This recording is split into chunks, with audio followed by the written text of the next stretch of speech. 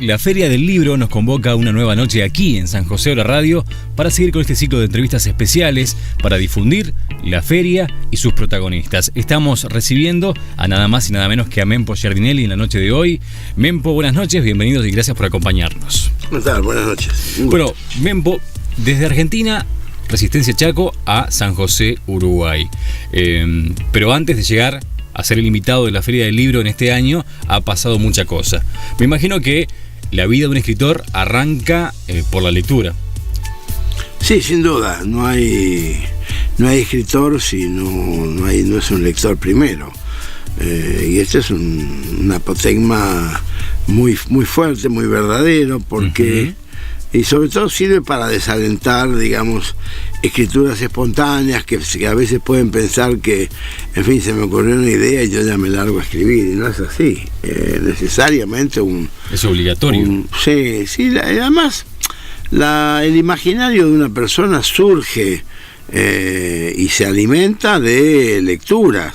Uno puede tener experiencias, puede ver algo en la vida, le pueden contar cosas, le pueden pasar mil cosas, pero los núcleos trascendentes de la literatura están en la lectura, ¿no? Y además cuando uno lee a los grandes autores, los grandes clásicos, la gran literatura universal, uno encuentra ahí un material, además para saber lo que no tenés que hacer, lo que no tenés que tocar, lo que ya fue tocado por otros de manera mucho mejor.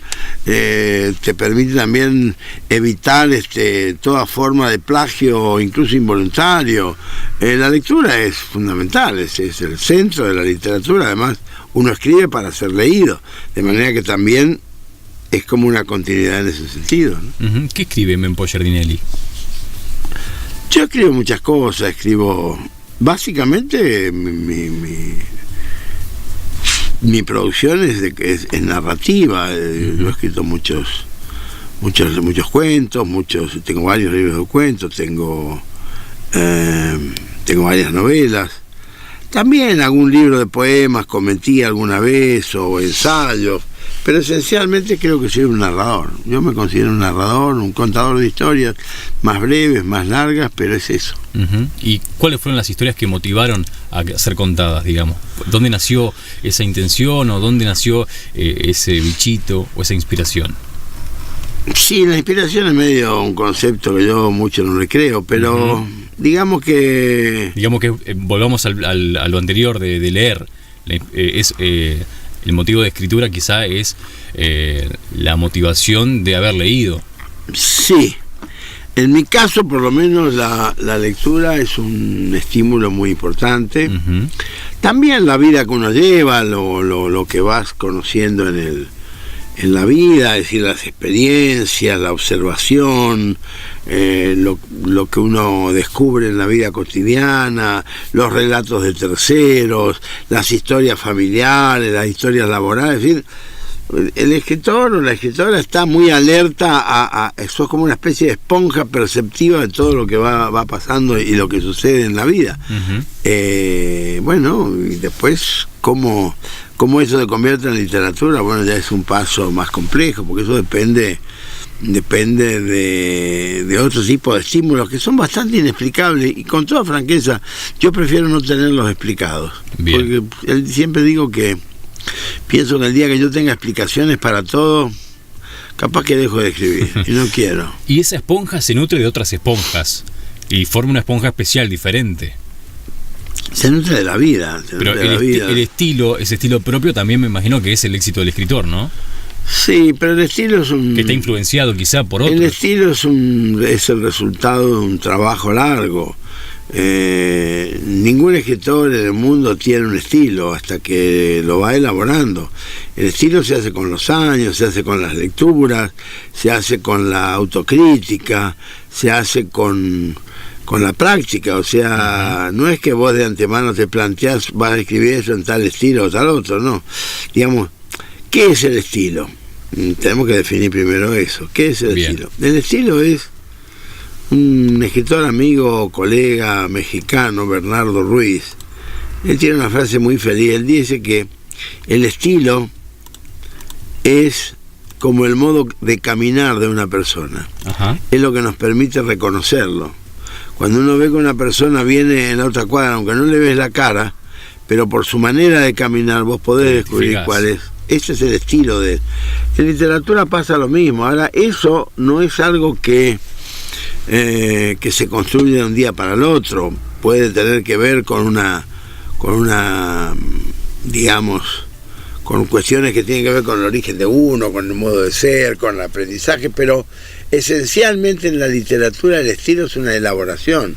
Uh-huh. Uno elabora, con el tiempo elabora un modo de decir, un modo de exponer, y al mismo tiempo cada texto, cada cuento, cada novela tiene o reclama su propia manera de ser narrado. Así que no hay un estilo, yo no creo que exista un estilo unívoco. Creo que existe un estilo general de un autor que permite reconocer. Yo leo un texto de Juan Rulfo y sé que es de Juan Rulfo. Yo leo un texto de, no sé, de Simone de Beauvoir y sé que es Simone de Beauvoir. Pero, y a veces creo que mucha gente que me lee a mí reconoce mi estilo. Ahora, es bastante inexplicable cómo se llegó a eso. Supongo que tiene que ver con el tiempo y las lecturas. Uh-huh. Y después está la otra pata, que es la más importante, que son los lectores, que son quien también, digamos, reafirman ese estilo, ¿no? Que lo consumen. Bueno, sí, no me gusta el verbo consumir, pero bueno, sí, es más comercial, digamos. Es muy comercial y, en fin, no me agrada, pero yo diría, prefiero hablar de lectores. Nadie consume libros. Los libros se leen o no se leen. Son objeto de comercio también porque se compran, etcétera. Sí, hay literatura para consumir. Claro, pero el consumo es otra cosa, porque hay una literatura consumista con una literatura que no vale nada, que no es literatura, en realidad es hay libros consumistas que exhortan al consumo. En fin, yo con eso no me interesa. Yo creo que la literatura que vale la pena es una producción muy respetable y ahí no hay consumo de nada, nadie puede consumir a Borges o a Benedetti o a qué sé yo, ¿no? O a Onetti. Vos no podés consumir Onetti, o podés leer a Onetti, pero eso es otra cosa. Uh-huh. ¿Qué pasa con las plataformas digitales? ¿Qué pasa con justamente el método novedoso, tecnológico de acercarse a la lectura? ¿Perjudica? ¿Beneficia? ¿No hace nada? ¿Se suma? Yo creo que es irrelevante eso. Uh-huh. Cuando... Pero la gente no lee más a través de las redes sociales, por ejemplo, no está constantemente leyendo. Hoy el mundo digital es un mundo lector, sin duda. El tema es qué es lo que lees. O sea, en realidad, por eso digo que el problema no es dónde está, no es el problema del domicilio del texto. El domicilio del texto puede ser un libro de 100 años, puede ser un libro en papel común o en papel de Astraza, o puede estar en la aplicación en tu dispositivo, puede estar en la computadora. Es decir, en realidad dónde esté el texto no es lo importante es el texto en sí, y cómo se lee eso. Se lee de acuerdo al tiempo de que se dispone, se lee de acuerdo al atractivo del texto, pero no depende de lo digital. A mí el mundo digital no me parece determinante, ni en favor ni en contra. Es algo que sucede en el mundo y que es una comodidad extraordinaria para todos, y que hace que hoy en día mucha gente que no leía nada, ahora por lo menos lee. Es decir, el único que no entra al mundo digital es un analfabeto. Uh-huh. Pero vos entras al mundo digital tenés que leer y escribir. Después, bueno, te gustará más lo que escribe uno, otro, eso es otra historia, pero digamos, yo creo que el mundo digital es un auxiliar fenomenal para la literatura, para la escritura, para la lectura. Creo que no es un tema, hoy ya no me parece un tema de discusión. Quizás hace 10, 15 años había una preocupación, teníamos que decodificar a ver cómo venía, pero hoy en día es la realidad, es la vida cotidiana y es lo que viene, y es lo que leen los chicos y los grandes. Me pasó el otro día en el avión, me dio mucha gracia porque venía una pareja de gente muy, muy mayor, pero mayor, gente de 85, 90 años. Y venían los dos, cada uno con su dispositivo, y era fantástico, me encantó verlo, ¿no? Es decir, que uno dice, bueno, los pibes, no, hoy en día todo el mundo, es que es un auxiliar.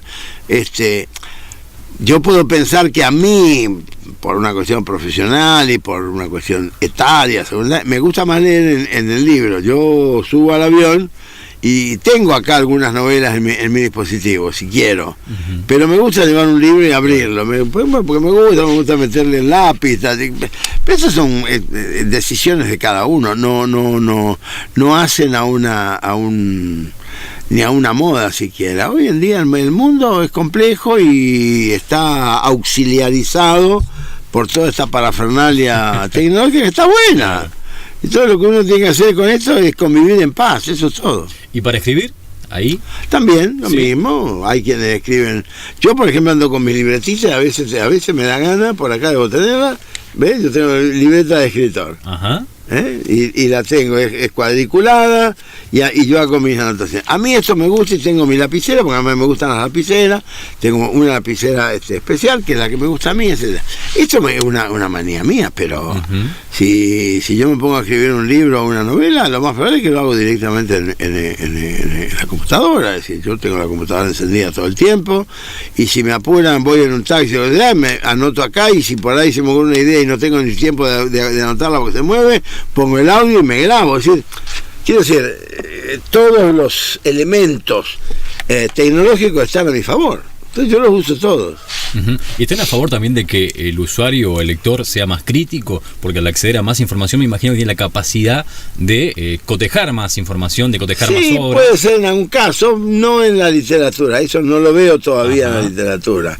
Lo veo, digamos que como vos decías, el usuario, que es un poco como decía hoy, es una terminología que hoy está muy instalada. Bueno, en la literatura no hay usuarios tampoco. En la industria del libro, aunque sea el libro, el ebook, no hay usuario. El usuario es otro concepto, el usuario es un concepto comercial.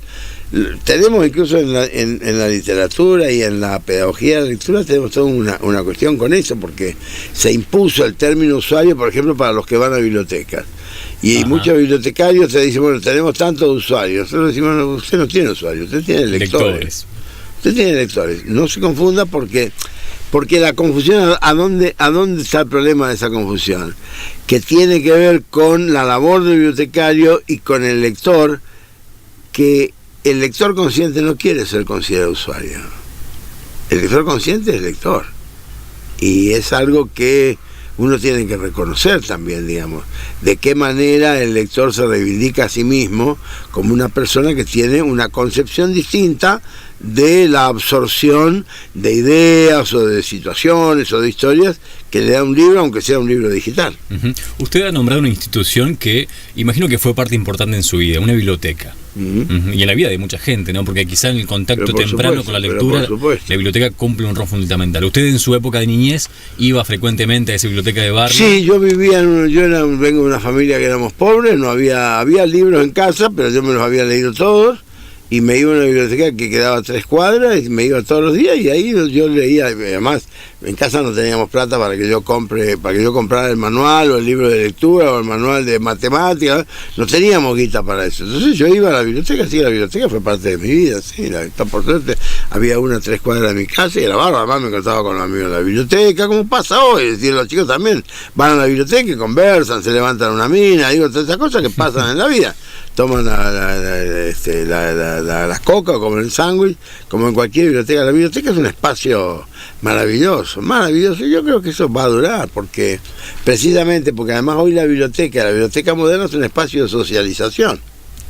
Si vos te vas a Santiago de Chile, vas a ver que hay una biblioteca que es el centro, el corazón de una inmensa plaza, donde van todos los días, y los sábados y domingos, pero son miles de chicos y chicas que van, que ligan, que bailan, que escuchan rock, que se fumarán un porro, que fumarán lo que sea. Es decir, es la vida juvenil, y el centro es la biblioteca, y en la biblioteca está llena todo el tiempo para leer lo que ellos quieran. Es decir, hay una cosa de mucha libertad, una biblioteca abierta, luminosa, con servicios estupendos, donde podés tomar tu café, tu gaseosa.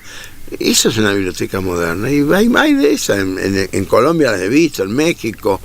En Argentina estamos empezando a tener algo de eso, pero la biblioteca es eso, es un espacio abierto. Se acabó la biblioteca como claustro, como lugar cerrado, oscuro, espantoso, donde nadie tenía ganas de ir. o como hacían las maestras de antes, ¿no? Pobrecita, que decía, se portó mal, que fue Carlito, te portaste mal, a la biblioteca castigado. Sí, ¿Cómo que a la biblioteca castiga? Que no es un castigo. Por eso, ¿cómo la biblioteca castigo? Eso no es castigo. Claro. Y por suerte muchos chicos entendíamos eso, me mandaban a la biblioteca, fenómeno. Chocho. Papita Paloro, me ponían a leer y descansaba y no me jodían los demás. Claro.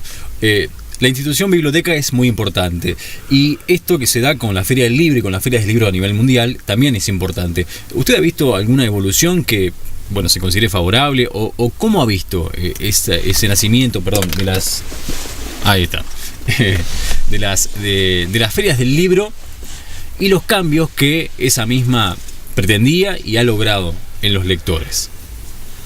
Las ferias del libro lo que han hecho, y esto es muy bueno, han hecho familiarizar el libro, es decir, ayudan a que se le pierda cierto respeto a la idea sacrosanta del libro, como algo que está ahí, que es una especie de símbolo. En una caja de cristal. Sí, en ese sentido las ferias cumplen un rol estupendo, acercan el libro a la gente.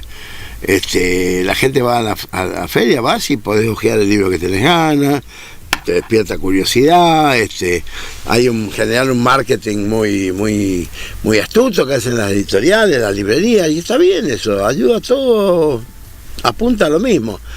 Pero la feria en sí no es ni buena ni mala, no es ni revolucionaria ni conservadora, es una exposición, como su nombre lo indica, es una feria. Es una feria, como la feria franca del domingo, vos te encontrás con las verduras, la fruta, todo, y tenés todo, y las mirás ahí, levantás la que querés, comprás, pagás y te vas a tu casa. En la feria del libro pasa exactamente lo mismo. La fruta y la verdura quizá forman parte de una necesidad, y la literatura, los libros, ¿son necesidad? ¿Vos crees que no? Son pero la gente bueno, pero la gente no sabe el gusto de la guayaba hasta que prueba una guayaba. La gente no sabe que el sabor que tiene no sé, el wasabi hasta que comió un plato japonés y le picó el wasabi verde. La gente decía, eso pasa siempre, porque si vos viajás hoy no sé, a México, vos no probaste nunca el mezcal y no sabes el sabor del mezcal y de repente te encanta o no. Y con los libros pasa exactamente lo mismo. Y la gente sabe lo que se pierde cuando no lee.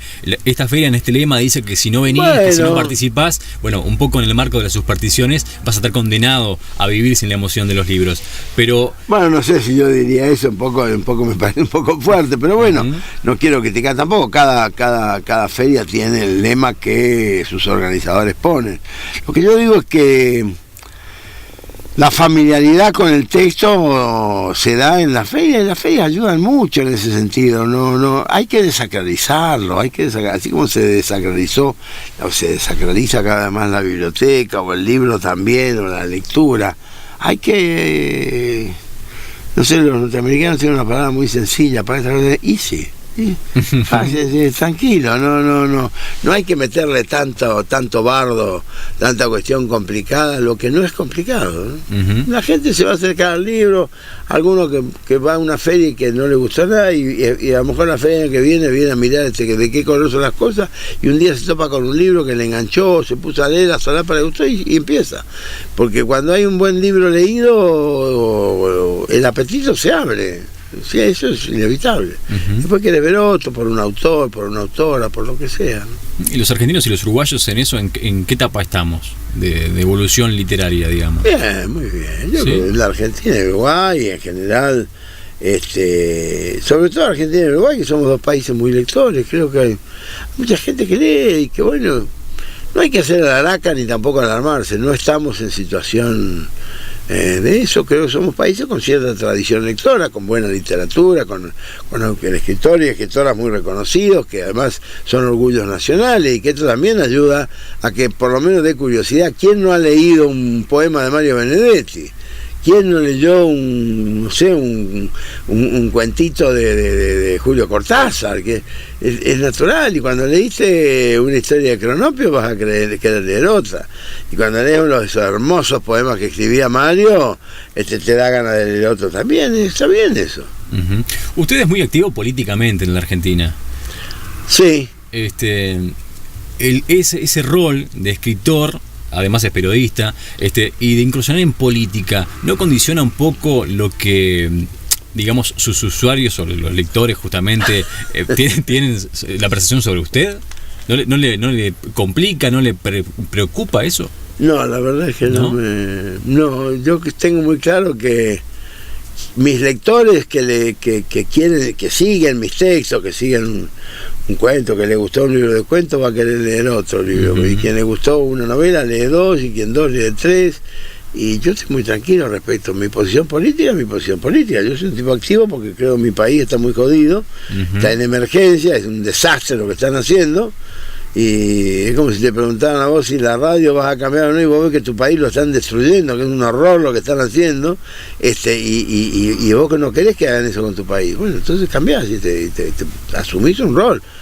No es para siempre, no es mi vida, pero en este momento para mí la actuación política es muy importante, un país que tiene muchos problemas morales, y yo soy una persona honrada, yo soy un tipo decente, entonces si yo quiero que mi país mejore en términos morales, tengo que participar. Porque no es un problema de los demás, es mi problema. Y la educación tiene que ver con eso, obviamente. Exactamente. Y la educación también nace de los libros. Y bueno, nace y por esa razón el gobierno actual, ¿qué ha hecho esta semana el gobierno de Macri? Cerrar el Ministerio de Salud, y están cerrando el Ministerio de Educación, cerrar el Ministerio de Cultura. Bueno, esa es la respuesta. ¿Me voy a quedar callado frente a eso? No hay más vacunas en la Argentina, hay más vacunas gratuitas en la Argentina para 20 millones de botijas. No hay más vacunas gratuitas. Y los 5 millones de chicos o 10 que no pueden pagar esa vacuna, que se mueran, es lo que quiere el gobierno, que se mueran. Que se mueran, hijos del menos. Si se cierra la escuela pública, entonces la escuela, como lo dijo Macri, no estoy inventando. Macri dijo, bueno, el que quiere educación de calidad tiene que pagarla. ¿Y el que no puede pagarla? No vaya a la escuela. Entonces, después dicen, tenemos que garantizar la seguridad. ¿Y cómo garantizar la seguridad si están largando a la calle centenares de miles de pibes, de botijas? ¿Qué van a hacer? Yo no lo justifico, pero ¿qué van a hacer? ¿Tienen hambre? Uruguay vive una ola de inseguridad muy importante. San José no es ajeno a ello. Y se dice desde actores políticos que la educación justamente es un pilar fundamental. ¿Y qué acciones concretas cree usted que merece el pueblo desde el gobierno para cambiar esa realidad, para combatirla? O usted decía que, bueno, si se cierra un Ministerio de Educación, un Ministerio de Salud, evidentemente que no es el camino. Pero ¿cuál es el camino? El camino es dar educación de cada vez de mayor calidad, educación para la democracia y lectura para la democracia, porque, a ver, la lectura y la educación construyen ciudadanía. Hay que crear ciudadanía, hay que crear ciudadanos. El ciudadano, cuanto es más consciente, más responsable, vota mejor, y el que vota mejor el gobierno. Es así. Son procesos largos. Yo no digo que en Argentina o en Uruguay o en otros países esto no suceda, ha venido sucediendo, y por algo estamos bastante mejor que cuando nuestros países eran carnicerías. Ojo con esto, no es que estemos fenómenos, pero estamos bastante mejor. Nuestros países tuvieron miles, decenas de miles de muertos, asesinados, de dictadores, porquería de gente autoritaria y demás. Bueno, hemos construido democracia, ahora hay que cuidar eso, y una manera de cuidar la democracia es mediante la lectura y mediante las bibliotecas, mediante la educación pública. El Estado tiene que asumir eso. Vos podés decir, bueno, de repente no me gusta la educación que está... Bueno, espera, discutamos el plan educativo, esa es otra historia. Pero el rol del Estado, porque el rol del Estado educador no es solamente el programa educativo, el rol del Estado educador es que haya una institución que tenga, que los baños estén limpios, que los horarios se cumplan, que los guardapolvos sean se cumplan, que los maestros se preparen, que se capaciten, que haya, si si tienen que comer, que tomen la leche a mediodía. Es decir, hay un montón de cosas que garantiza el Estado en una escuela. La escuela pública no es solamente el maestro frente al aula, es mucho más que eso. Y eso es política. Eso es política. Igual que una nación lea o no lea es una decisión política. Si yo quiero que mi país sea un país libre, democrático, haya una ciudadanía cada vez mejor y que cada generación sea superior a la anterior, tengo que dar de leer. Si yo no doy de leer, si yo no doy vacuna, si yo no doy educación, ¿qué voy a tener? Un pueblo animalizado, que es lo que quieren en gran medida los los neoliberales. El proyecto neoliberal es ese, que los negros, como les dicen, se mueran, que los pobres se mueran, que desaparezcan de la faz de la tierra. Son sucios, son indios, bueno, toda esa porquería de gente que prescindamos de ella. Una manera de prescindir es quitarle la vacuna, quitarle los programas culturales, quitarle la educación, quitarle la lectura. Es muy perverso, yo no quiero eso, no es mi proyecto. Mempo Giardinelli, en la noche de San José de la Radio, muchísimas gracias por su compañía. No, está bien. Ha sido una entrevista muy grata, le agradezco muchísimo la visita y bueno, a disfrutarlo en la feria, ¿no? La gente que nos está viendo y escuchando, que no se pierda sus libros, sus presentaciones. Gracias, Mempo, por la visita. Un gusto, muchísimas gracias.